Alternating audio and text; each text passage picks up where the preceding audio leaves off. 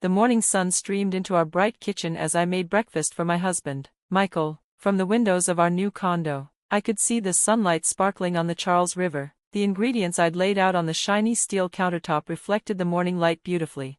"Busy day today, honey?" I asked while pouring coffee into our favorite mugs. Michael smiled gently and nodded. Dressed in a sharp navy blue suit, he looked every bit the important director at a real estate company. His clean and neat look always made him seem smart and thoughtful. "Yes," he replied, "there's a big presentation for the downtown redevelopment project, but I'll be home by dinner." We sat down together for a quiet breakfast, avocado toast, a bowl of fresh fruit, and organic yogurt. It was a calm, lovely moment. After 3 years of marriage, our life seemed stable and happy. Michael was a wonderful husband, kind, supportive, and always respectful of my work. On weekends, we had our routines. We went to Whole Foods together, picked out fresh ingredients, and cooked side by side. Sometimes, we'd invite Michael's mother, Carol, over for a cheerful dinner. Those nights were full of laughter and warmth.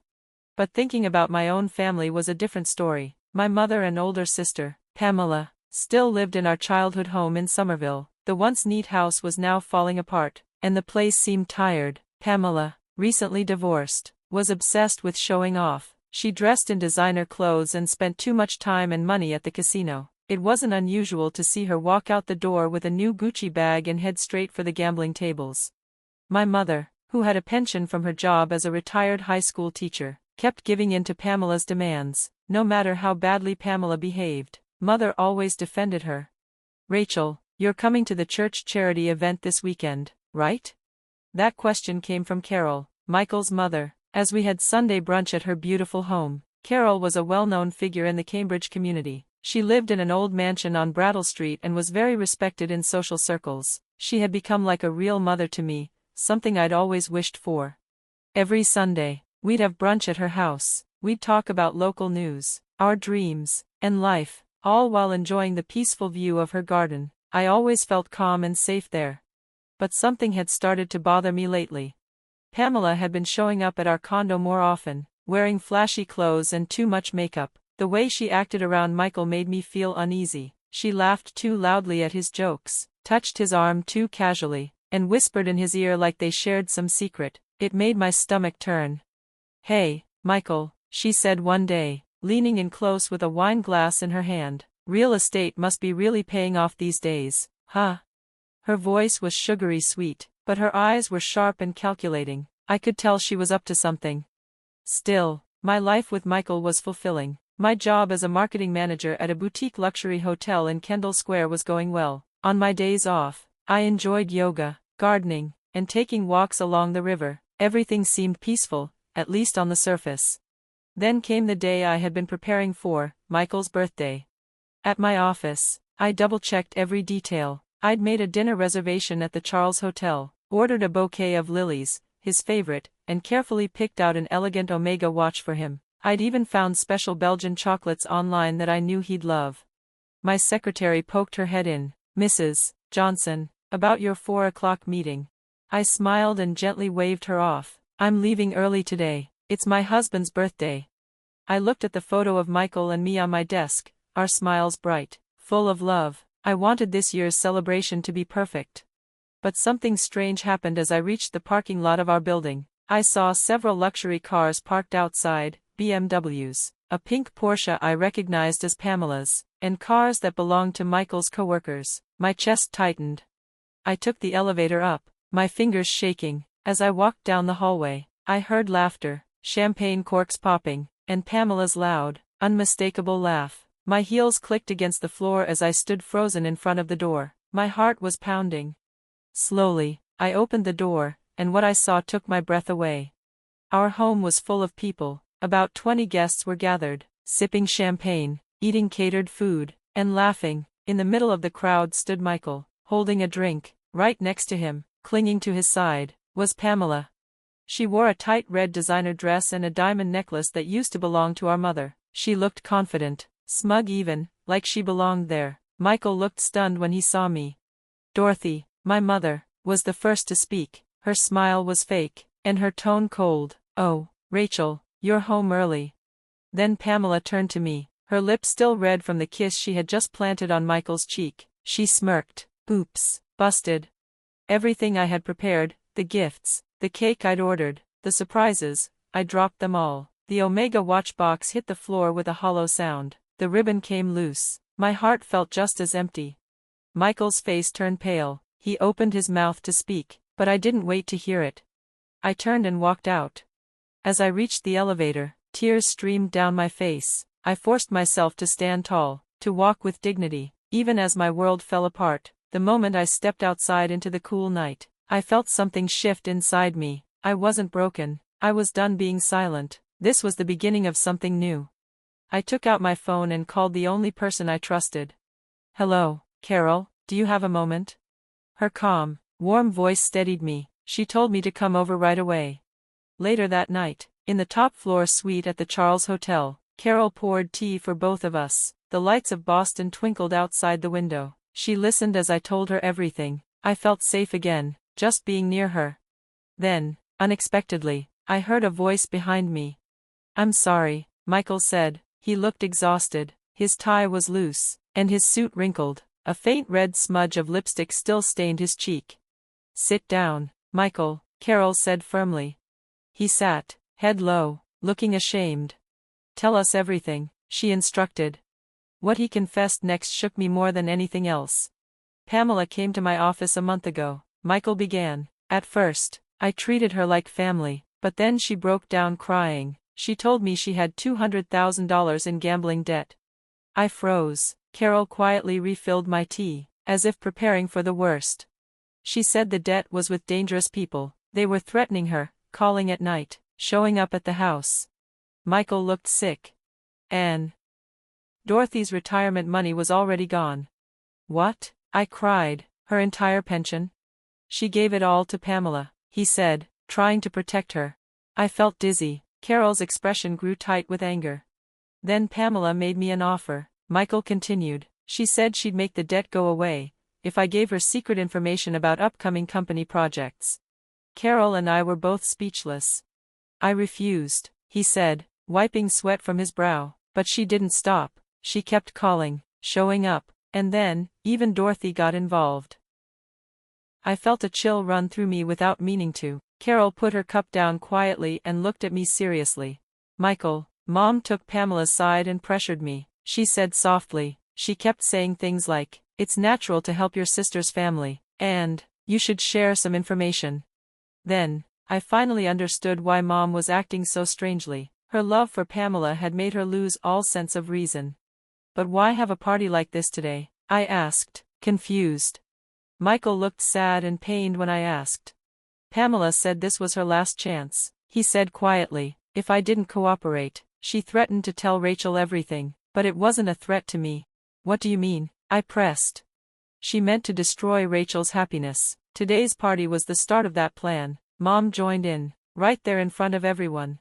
Carol slowly stood up, holding herself like a proud leader of the Brown family. Michael, you were right to refuse, but keeping secrets was wrong.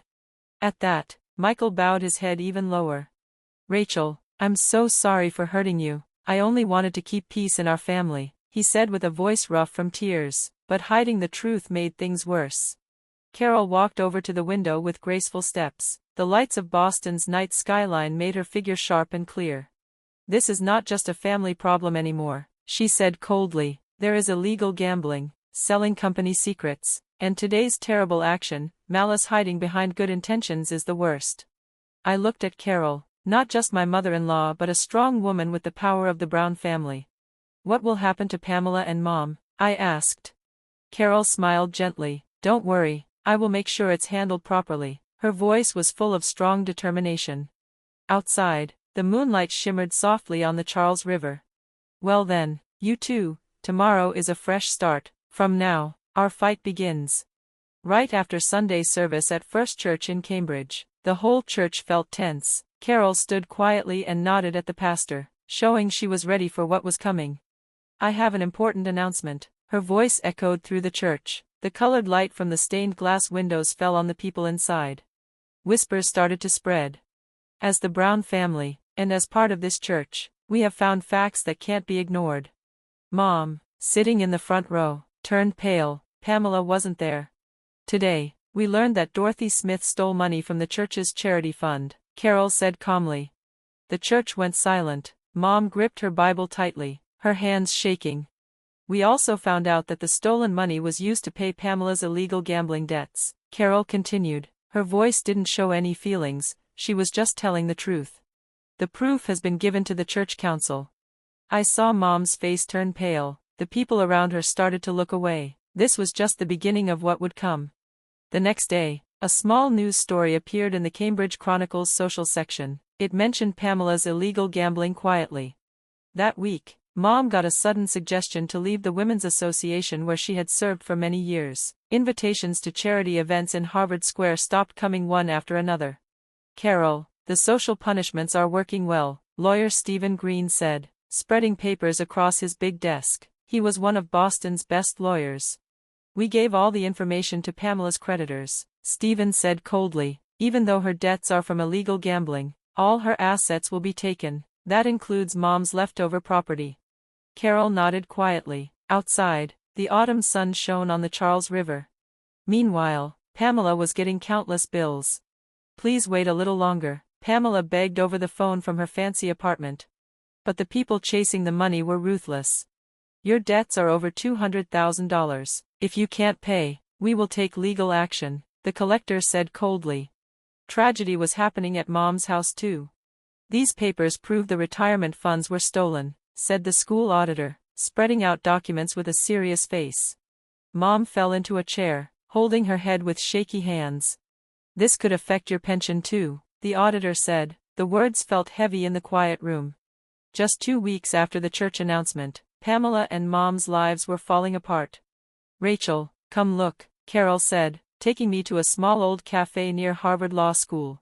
From the window seat, we watched Pamela's rich lifestyle disappear. The fancy brand clothes were gone, replaced by simple clothes. Pamela came out of a job office looking sad. Her luxury car was taken, and she waited at a bus stop. Justice, Carol said, her voice firm. That evening, we went to the law office. In the conference room, heavy curtains closed in around Mom and Pamela, waiting.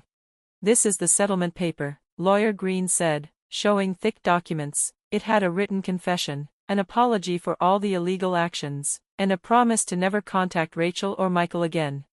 Mom's hand shook as she signed. Pamela looked down, without any makeup. This ends everything, Carol said quietly. Outside, the sky was red with sunset. The next week, Mom moved to a cheap nursing home in the suburbs. Pamela started her bankruptcy process. This is where your new life begins, Carol said kindly, handing us the keys to a new home, a quiet neighborhood near Brattle Street. Here, we could live peacefully. Thank you, I said, and Carol nodded softly. One spring morning, a year later, we ate breakfast on our terrace. The sweet smell of tulips floated in the air. Rachel, this brioche is so good, Carol said with a gentle smile, wiping her mouth with a napkin. Sunday brunch was now a special tradition for the three of us. Yes, I got it from the new bakery at Whole Foods. You like it too, don't you, Michael? Michael smiled and nodded. The dark shadows from the past were gone from his face. By the way, how's the company's new project? Carol asked. Michael's face lit up. It's going well. The new business district in Kendall Square might be finished early. Outside, children played happily in the neighborhood. I placed my hand on my stomach, a secret I hadn't told anyone. Oh Rachel, that move, is it what I think? Carol said sharply. Yes, I'm 3 months pregnant, I said softly. For a moment, everything was quiet, then Michael jumped up excitedly. Really? Why didn't you tell me earlier? Watching him rush to me, Carol smiled warmly. Congratulations, this is wonderful news. Just then, the doorbell rang. Oh, is it time already? Carol said, standing up. 11 a.m., Sunday service at First Church. We were now part of the church charity board. With Carol's support, our place in the community was strong. Let's walk through Harvard Square on our way, Carol said. The spring air was fresh, and the new leaves shone bright. On the way, I thought about Pamela. She went through bankruptcy and now lived simply in New York. Mom was spending her last days quietly in a nursing home. Don't daydream too much, Michael said, squeezing my hand. His warmth melted away the dark memories.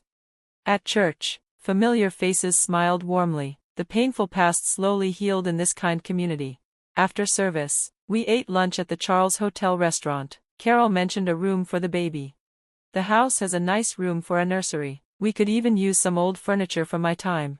Michael and I smiled at each other. A new family member meant a new start.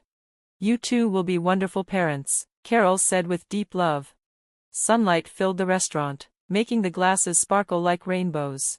Walking home along the Charles River, we talked about dreams, new life, strong family ties. It's wonderful to raise our child in this city, I said. Michael smiled wide. Yes, this child will have a happy life. Carol spoke with confidence.